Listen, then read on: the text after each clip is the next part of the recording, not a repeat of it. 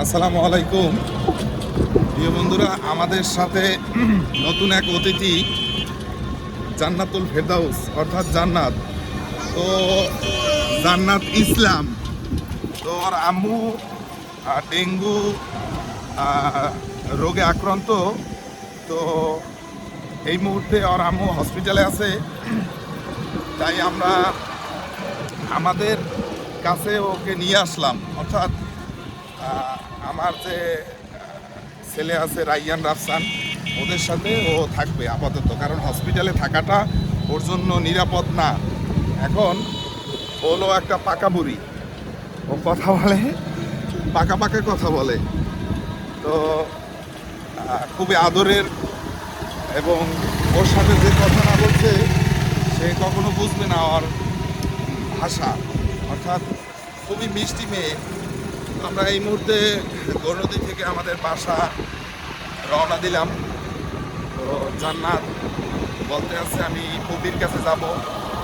ফুপির কাছে গেলে আমি সবচেয়ে স্বাচ্ছন্দ্য বোধ মনে করি। অর্থাৎ মায়ের ভালোবাসা বাবার কাছ থেকে এবং ফুপির কাছেই পাওয়া যায়।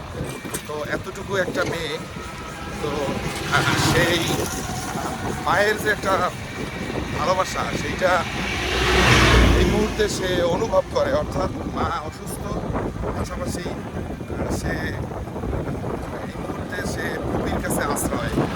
অর্থাৎ ফুপির কাছে থাকলে সে মনে করবে ভালো থাকবে, এইটাই মনে করে সে। জান্নাত, তুমি তোমার ফুপিকে অনেক ভালোবাসো? হ্যাঁ, আচ্ছা। তুমি ফুপিরে মানে মায়ের মতো ভালোবাসো? আচ্ছা, ওর মুখ থেকেই আপনারা শুনলেন যে ওর বয়স সম্ভবত 5 বছর হয় নাই।